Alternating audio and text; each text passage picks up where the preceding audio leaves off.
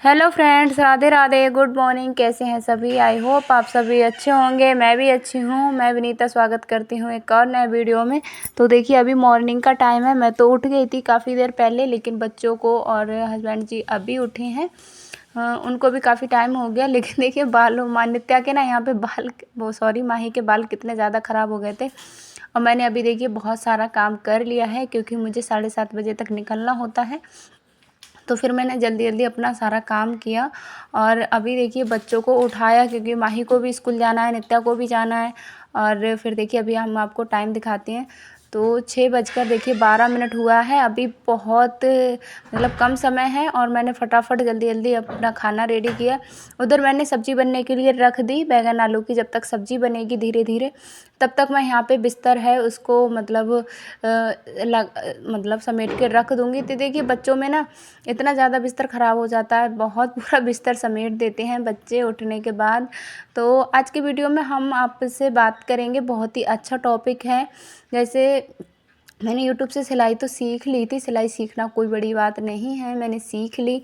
लेकिन सिलाई सीखने के अलावा हमको कटिंग आना ज़रूरी है। जिस तरह प्रॉपर फिटिंग वाले कपड़े बनाना ज़रूरी है, उसकी कटिंग के साथ उसका स्टिचिंग भी आना ज़रूरी है। उसी तरीके से एक बहुत ज़रूरी हमारा जो रहता है सिलाई के काम में, बहुत ज़रूरी, उसके बिना तो हमारी सिलाई बिल्कुल नहीं चलने वाली और ना ही आपके पास कस्टमर आएंगे, अगर वो काम आपके काम में नहीं आएगा तो थंबनेल आपने देखा ही होगा।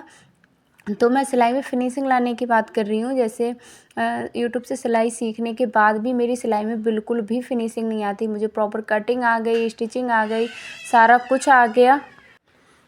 तो वो कटिंग और सब कुछ आ गया मुझे, लेकिन फिनिशिंग मेरी बिल्कुल भी नहीं आ रही थी। और कितना भी आपका कपड़ा परफेक्ट फिटिंग के साथ हो, कितना भी आप अच्छे से बना लो, लेकिन उसमें ना फिनिशिंग बहुत मायने रखती है। फिनिशिंग अगर आपके काम में रहती है तो आपके यहाँ कस्टमर डबल आते हैं, क्योंकि एक कस्टमर का आपने कपड़ा बनाया, प्रॉपर अच्छे से फिटिंग दे दी, अच्छे से फिनिशिंग दे दी, सारा काम आपका अच्छा रहा, तो वो कस्टमर 4 जगह जाकर ज़रूर बोलेगा। तो यही मेरे साथ स्टार्टिंग में नहीं होता था। मतलब फिनिशिंग नहीं आती थी, बिल्कुल भी नहीं आती थी। ऐसे ही कहीं धागा टूट गया, कहीं कुछ हो गया, सिलाई कहीं टेढ़ी मेढ़ी, तो काफ़ी सारे टॉप जो थे मुझसे ख़राब हो जाते थे। तो फिर देखिए उसी टॉपिक पर हम बात करेंगे विस्तार, मैंने अब किस तरीके से अपनी सिलाई में फिनिशिंग लाई। अभी देखिए मैंने खाना भी बना लिया है और अभी खाना बनाने के बाद मैंने तुरंत जल्दी ही पोछा लगाऊंगी। और पोछा लगाने के बाद मैं अभी बहुत सारे काम होते हैं। देखिए घर में इतने सारे काम होते हैं, बहुत सारे, और सब हमको ही करने पड़ते हैं। तो देखिए कर ही लेंगे सारे काम, ऐसा है। ज़्यादा जितने काम होते हैं ना, तो हमारा एक टाइम टेबल भी फिक्स हो जाता है। जब हम कोई काम करते हैं तो हमारा फिक्स रहता है कि हमको इस टाइम तक ये काम करना है, इस टाइम तक ये काम करना है, तो टाइम हमारा अपने आप निकल जाता है। तो मैं तो भाई बहुत कोशिश करती हूँ। पहले यही रहता था, पूरे दिन खाने और पीने में मेरा निकल जाता था, बच्चों के झाड़ू पोछा। अभी भी काफ़ी सारी बहनें हैं जो सिर्फ इसी कामों में लगी रहती हैं। तो अभी देखिए हस्बैंड जी ने गाड़ी निकाल ली है, वो हमको छोड़ के आएंगे जहाँ हम जा रहे हैं। तो यहाँ पे एक देखिए इतना बढ़िया फूल था, इस पर देखिए, इसको देखकर मुझे बहुत अंदर से खुशी हुई। तो देखिए इसमें सिर्फ फूल ही फूल हैं और पत्ते भी नहीं हैं। तो आप इस पेड़ से अंदाज़ा लगा लीजिए, फूल बनी है। और ज़रूरी नहीं है कि हमें और किसी की ज़रूरत होती है। तो यहाँ पे देखिए पेड़ था, तो उस पे इतने सारे पत्ते थे। नित्या खेलने लगी, तो नित्या को ने भी बहुत ज़्यादा एंजॉय किया है यहाँ पे, उसे बहुत ही अच्छा लगा और मुझे भी आकर यहाँ पे बहुत अच्छा लग रहा है। तो अभी तो शायद मैं रेगुलर आ रही होंगी, तब तक आप अंदाज़ा लगाकर कमेंट में बताइए कि मैं कहाँ गई हूँ और अभी क्या मैं कर रही हूँ जो मेरा रहता है। तो यहाँ पे देखिए इतना सारा अभी फील्ड ना, बहुत ही ज़्यादा काम इसमें चल रहा है और देखते हैं कब तक चलेगा। तो मैं थोड़ा आई थी, काफ़ी अच्छा लगा यहाँ पे। और देखते हैं यहाँ पे नित्या देखिए खूब मस्ती करती है। नित्या ने इतना ज़्यादा कपड़े, तो फिर देखिए हम लोग आ गए थे। आने के बाद मैंने जल्दी जल्दी कपड़े चेंज किए और अभी मुझे बैठना है। यहाँ पे ये ब्लाउज़ है, मुझे रेडी करना है बिल्कुल अभी शाम तक इस ब्लाउज़ को मुझे देना है रेडी करके। तो फिर मैं फटाफट अपने काम पर बैठ गई थी, क्योंकि देखिए काम जब करेंगे तभी होगा। ऐसा नहीं है मन में सिर्फ लगाए बैठे हैं कि काम करेंगे करेंगे, लेकिन मन में करने से नहीं होता है, करने से ही होता है किसी काम को। तो उस काम की शुरुआत करेंगे तभी हो पाएगा। तो मैंने फटाफट देर बिल्कुल भी नहीं की, आकर मैं तुरंत अपने काम पर बैठ गई थी। तो चलिए अपने टॉपिक पर आते हैं, बहुत सारी बातें हो चुकी हैं। तो सिलाई में फिनिशिंग लाने का सबसे बेस्ट तरीका है, अगर आपकी सिलाई में फिनिशिंग नहीं आती है और मेरी सिलाई में किस तरीके से आई थी, तो पहले कारण जानते हैं क्यों सफाई नहीं आती है। तो सिलाई में सफाई ना आने के, फिनिशिंग ना आने के बहुत सारे कारण रहते हैं। जैसे एक कारण था मेरा, जब भी मैं सिलाई मतलब कटिंग करती थी तो क्या रहता था, मेरा जो कैंची थी वो बिल्कुल अच्छे से नहीं चलती थी, उसमें धार वगैरह मैं लगा के नहीं रखती थी, तो एक सा कटिंग नहीं होता था, वो थोड़ा खुरदरा कटिंग रहता था। तो जब खुरदरा कटिंग रहेगा सिलाई में, कटिंग ही फिनिशिंग के साथ नहीं होगी तो स्टिचिंग क्या फिनिशिंग आएगी स्टिचिंग में।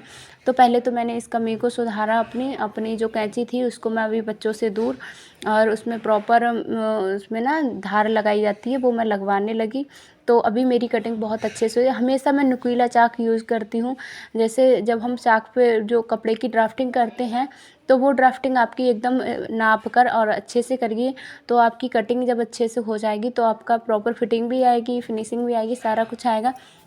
एक कमी और रहती थी, जब मैं मतलब स्टिचिंग का काम करती थी तो मेरी सिलाई सीधी बिल्कुल नहीं आती थी। तो मैंने सिलाई सीधी आने के लिए, आप यकीन नहीं करोगे, इतने सारे नाड़े बनाए थे, इतने सारे जो कमरबंद होते हैं वो बनाए थे सिर्फ सिलाई में सीधी लाइन के लिए।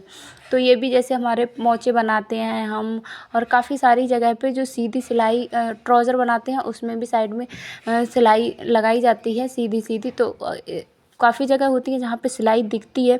अभी तो जैसे कुर्ती भी अधिकतर तुरपाई वाली नहीं बनकर सिलाई वाली बन रही है, तो उसमें भी सीधी सिलाई आना बहुत ज़रूरी है। और काफ़ी देखिए फिटिंग भी हमारी अगर बिल्कुल सही से नहीं होगी तो भी देखिए फिटिंग में गड़बड़ हो जाती है। जब हम फ्लैट फिटिंग को गोलाई कहीं देना होता है, लेकिन बहुत अच्छे से ढाल देकर सिलाई मशीन को आपको चलाना सीखना है। तो वो मैंने सब सीख लिया, पहले मैं नहीं आता था, कभी कहीं पर थोड़ा इधर टाँका हो गया, कहीं इधर हो गया, तो उस वजह से उसमें ना थोड़ा फिनिशिंग नहीं आता था, एकदम क्लियरिटी से नहीं दिखता था। तो ये सारी कमियां मेरी रहती थी। और एक कमी मेरी और रहती थी, दूसरी और सबसे बड़ी कमी मेरी क्या रहती थी, जैसे मैं मशीन पर अपनी सर्विस का काम हो गया, उसमें आउल डालना हो गया, ये बिल्कुल नहीं करती थी। तो मशीन मेरी बहुत ख़राब चलती थी। जैसे मशीन का बार बार धागा टूटना हो गया, धागे हमारे बार बार टूटते हैं ना, तब भी हमारी सिलाई में फिनिशिंग नहीं आती है। तो इस बात का भी मैं अभी बहुत ध्यान रखती हूँ, क्योंकि कस्टमर के कपड़ों में मैं कोई रिस्क लेना नहीं चाहती।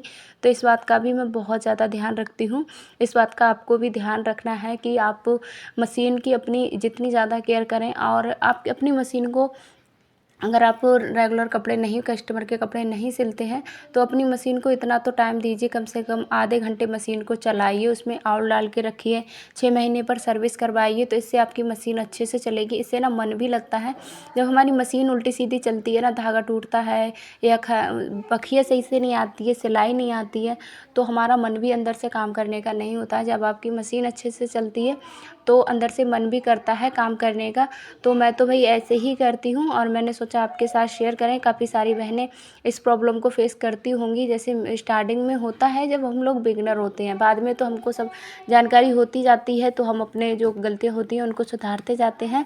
तो इस तरीके से मैंने तो ये वाली अपनी गलती सुधारी, तो मेरी सिलाई में काफ़ी फिनिशिंग आने लगी, क्योंकि अब धागा ही नहीं टूटता है। एक लाइन मुझे सीधी लगानी है तो मैं तेज़ी से चलाती हूँ। देखिए मशीन में तेल डालने से काफ़ी सारे हमारे फ़ायदे होते हैं। तो मशीन हमारी तेज़ी से चलती है, जिस पे से हम स्पीड बढ़ा सकते हैं, ज़्यादा से ज़्यादा काम कर सकते हैं। एक तो फ़ायदा ये है, दूसरा फिनिशिंग आएगी ये है, तीसरा मन लगेगा और ज़्यादा से ज़्यादा सिलाई कर पाएंगे, ज़्यादा पैसा आएगा, काफ़ी सारे फ़ायदे हैं। तो सिलाई मशीन देखिए बहुत अच्छे से आपको संभाल के रखनी है। तो इसके बाद एक और रहता है, जैसे मैचिंग का धागा। कभी कभार हम क्या करते हैं कि मैचिंग का धागा नहीं लगाते हैं, कोई कपड़ा किसी कलर का है और धागा किसी कलर का लगा दिया, उससे भी हमारी सिलाई में फिनिशिंग नहीं लगती है। और देखिए बैक पार्ट हमारा तैयार हो गया है, तो हमेशा कोशिश करिए कि मैचिंग का ही धागा लगाइए। कोशिश नहीं है कि ज़रूरत बना लीजिए कि हमको मैचिंग का ही धागा लगाना है। मैचिंग का धागा आप लगाओगे तो थोड़ी बहुत अगर सिलाई आपकी टेढ़ी हो भी जाती है, बाई चांस आप बिगनर होते हो तो हो भी जाती है, तब भी आपको वो दिखेगी नहीं। तो इस बात का भी आपको ध्यान रखना है। एक बात का आपको और ध्यान रखना है, जब भी कपड़े की कटिंग करें तो उससे पहले कपड़े को प्रेस लगाना बहुत ज़्यादा ज़रूरी है। कपड़े को हमेशा प्रेस लगाइए, एक प्रेस आप ले लीजिए और कपड़े को काटने से पहले प्रेस लगा रख कर ही कपड़ा पर कटिंग कीजिए, क्योंकि कपड़े में इतनी ज़्यादा सलवटें आती हैं, बहुत ज़्यादा। तो फिर देखिए मैंने ये ब्लाउज़ रेडी कर लिया और ब्लाउज़ मेरा रेडी हो गया है। अभी मैंने इसका ब्लाउज़ रेडी करके मैंने तुरपाई, काज बटन सारा काम मैंने इसका कर लिया। अभी जो कल ब्लाउज़ बनाया था मैंने, उसका भी मैं कर लूँगी, रेडी करूँगी इसको भी फटाफट। और देखिए यहाँ पे फिर मैं बात कर रही थी प्रेस लगाने, तो आदत डाल दीजिए जब भी आप कपड़े की कटिंग करें तो पहले प्रेस लगाएं और कपड़े को तैयार करने के बाद भी प्रेस लगाएं। तो प्रेस हमारी सिलाई अलग है, और सिलाई आप कितने से अच्छे से भी की होंगे, लेकिन आप सिलाई पर कपड़े पर प्रेस लगा के नहीं देते हैं ना, तो उस तरीके से फिनिशिंग नहीं आती है। जैसे कभी कभार पाइपिंग हो गया, उठ जाती है, प्रेस लगाते हैं ना तो वो अच्छे से बैठ जाती है नेक पर, और नेक कभी कभी खड़े रह जाते हैं। तो उस तरीके से अगर आप प्रेस लगा देंगे तो वो अच्छे से बैठ जाएगा और फिनिशिंग भी लगेगा, कपड़ा साफ़ सुथरा लगेगा। तो इस बात का भी ध्यान रखिए। और जब भी कपड़े की कटिंग करिए तो ऐसा नहीं है, ऐसे अधिकतर देखिए हम हाउसवाइफ होम बुटीक होते हैं, तो हमारे पास काउंटर तो नहीं होता है जिस पर हम उस पर कटिंग कर लें, तो हम घर पे फ़र्श पर ही कटिंग करते हैं, कच्चे घर में चटाई पर कटिंग करती हैं। तो पहले आप चेक कर लीजिए वहाँ का, अगर आप फ़र्श पे कटिंग कर रहे हैं तो उसको साफ़ करके पोछा लगा लीजिए, क्योंकि कपड़े देखिए धुलने के, आपके पास प्रेस लगा के आप कपड़े देते हो तो कस्टमर पहली बार पहन लेता है, उसके बाद ही धुलता है। तो कपड़े पे अगर आपका कपड़ा, जैसे आपने ऐसी ही कटिंग कर ली, नीचे गंदा है, तो पहले मेरा होता था अधिकतर। अभी मैं ये गलती तो मैंने पहले भी बहुत कम की थी, अभी भी मैं कम ही कर रही हूँ। तो मैं हमेशा कपड़े मतलब फ़र्श पर पोछा लगाने के बाद ही कटिंग करती थी, तो इससे मेरा कपड़ा एकदम साफ़ सुथरा रहता है और कस्टमर को काफ़ी पसंद आता है। इन सब के साथ हमको अपनी प्रॉपर फिटिंग देना हो गया, नए नए डिज़ाइन के कपड़े बनाना होगा, ये भी आना ज़रूरी है। ट्रेंड में हमेशा ध्यान रखिए कि ट्रेंड में कौन सा कपड़ा चल रहा है, तो उसी तरह के कपड़े आप बनाना तुरंत सीख जाइए। तो चलिए आज का वीडियो बस इतना ही रखते हैं, शाम का टाइम था और हस्बैंड जी आए थे फ्रूटी लेके। तो अगले वीडियो में मिलते हैं। अगर आपको हमारा वीडियो आज का थोड़ा बहुत भी पसंद आया हो, और पसंद आते हैं तो लाइक शेयर ज़रूर किया करें, चैनल को भी सब्सक्राइब कर लिया करें, और ऐसे ही प्यार अपना हमारे ऊपर बनाए रखिएगा। और नित्या यहाँ पे नित्या के